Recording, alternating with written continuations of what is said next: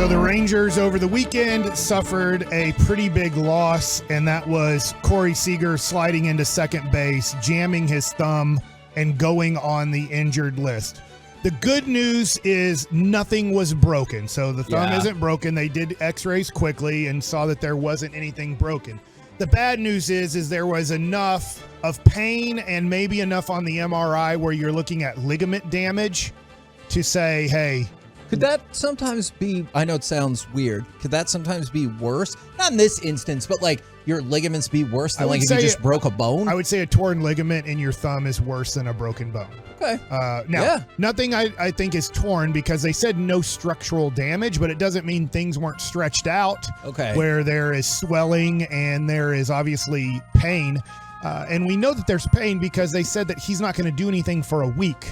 He's not going to pick up a bat. He's not going to pick up a ball. They're going to give it a week and then reevaluate it. So if you're expecting Seager to come back on August 1st, that's the date he can come back off the injured list. I think that's hopeful.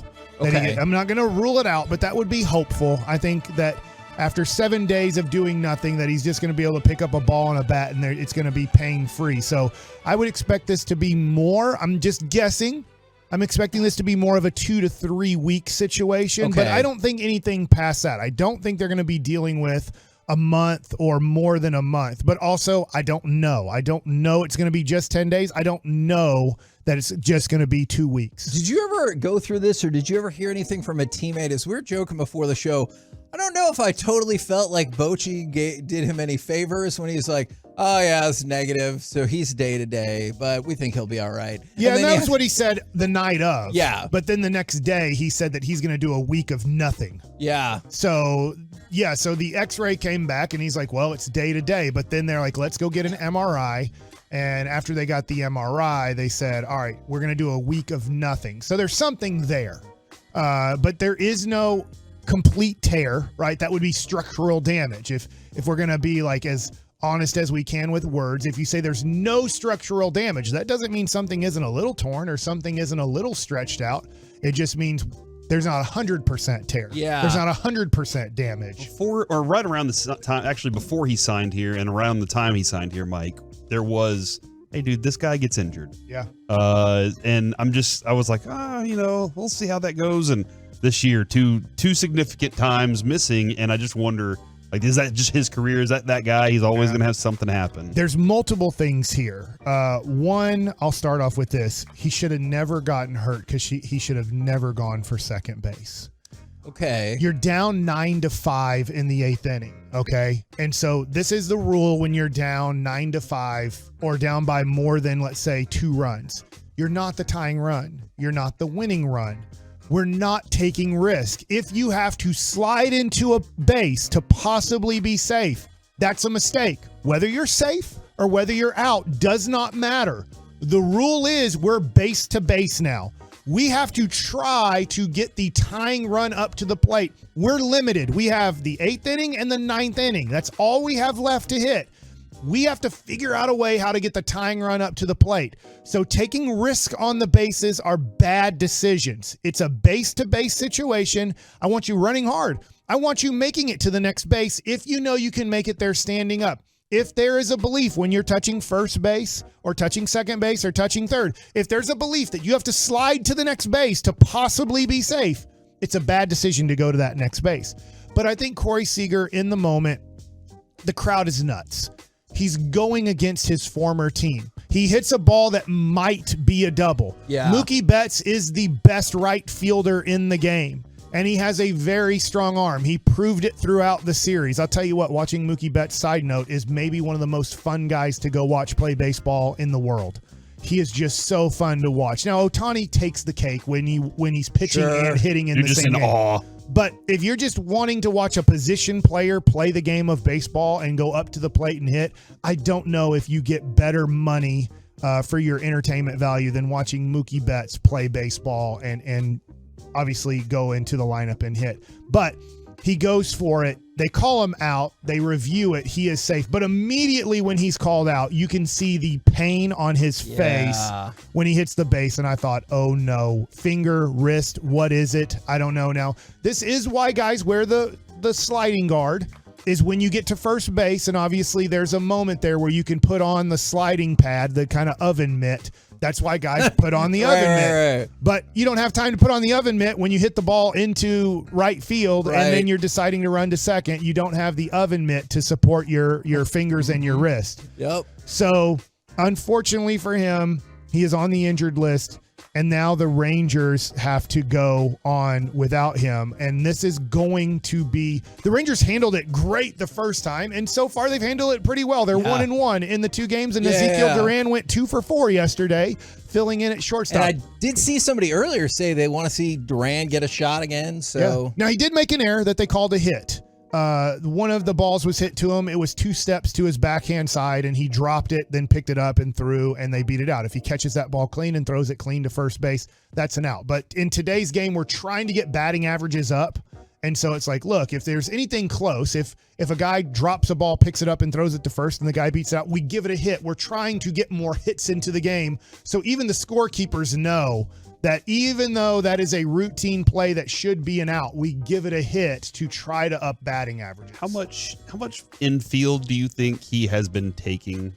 I saw him in Washington taking balls. Okay. When I was there early, he was doing early work and getting his early work at shortstop, even though he wasn't playing shortstop that day. Okay. So he's doing as much as he possibly can. That's what's tough about Zeke, and that's what I give him a lot of credit for this year. He's had to play left field, which he's really never done in his career. But he's to be in the lineup. He's been a middle infielder, and he knows that Marcus Simeon's a Cal Ripken Jr. type of guy. He's going to play all 162. So unless there is a major injury with Marcus Simeon, you're not even going to give him a day off.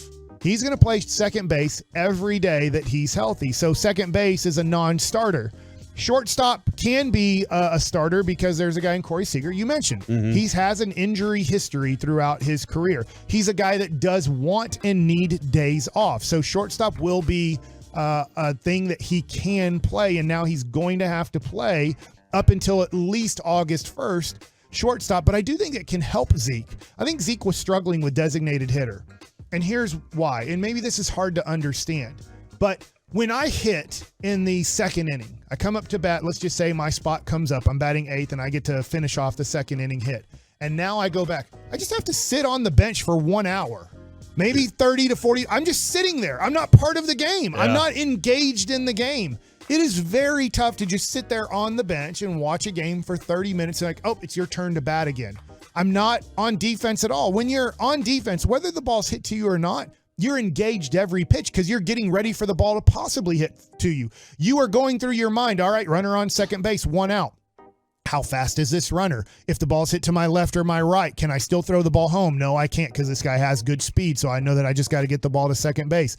Is this a tag-up situation? Is he a guy that's going to tag? If there's 1 out and he's tagging and going to second, big effing deal. He gets to third base with 2 outs. He was already in scoring position. So there's certain things that have to go through your head to keep you engaged in the game while you're on defense, even if the ball's never hit to you. But when you're a young guy, and I think Zeke has been struggling a little bit with the DH situation on staying engaged and then fighting yourself. I want something too much. And that's always tough. You're trying too hard. I always said, I hate that. You're trying too hard. But what they're saying is you want this so bad that you're now doing things that you're not capable of doing. Yeah. Or you're trying to do things outside of yourself.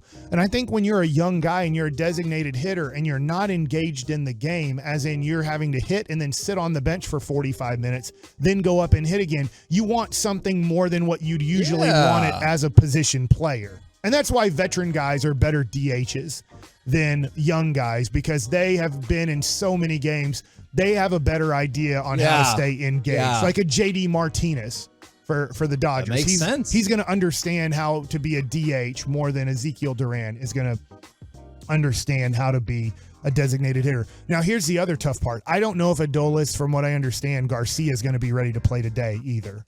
The 90-plus mile-an-hour fastball that he took off of his knuckles, he got a ball hit to him the next inning into right field, and he ran the ball into the infield and underhanded it to Nate Lowe. Oh, and that's when after that inning was over, that's when they took him out of the game. So he was not able to grip a bat yesterday. And so if you can't grip a bat a day after, he could, but it's not going to be the easiest thing to be like, oh, now my grip strength is where it needs to be the next day. And that's something I want to, honestly, this might sound so cold, I wanted to ask Bochy tomorrow do you look at it and not think immediately, I hope my guy's okay? You're like, I hope he doesn't have to go on the injured list, especially when you get like in the hand or the face or whatever. That seems really bad. Yeah, and there's obviously nothing to protect you. When you get hit in your knuckles, there's no extra protection. There's no muscle. There's no fat there to protect. So the bone bruise can be pretty bad. And so if it's bruised bad enough, obviously the Rangers today don't feel it's bruised bad enough to put him on an injured list.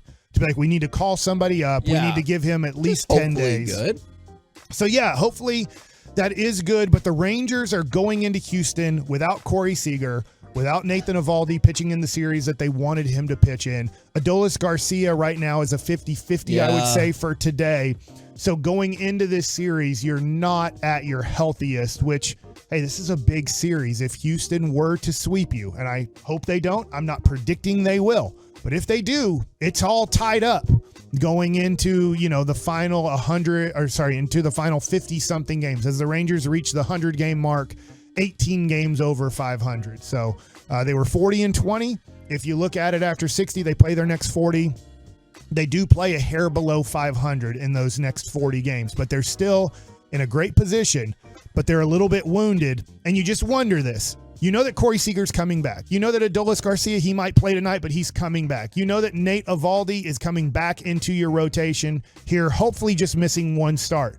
But I just wonder, when Ray Davis spoke at the All-Star game ceremony, kind of they were having the All-Star game. Unveiling. And he said, Chris Young, I'm quoting him perfectly here, I'm pretty sure.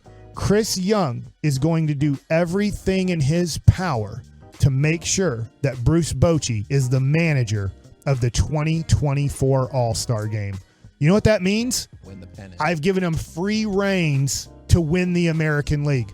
So I do expect, after Ray Davis said that at an All-Star game press conference, I do expect Chris Young to make some pretty major moves in the next 8 to 9 days.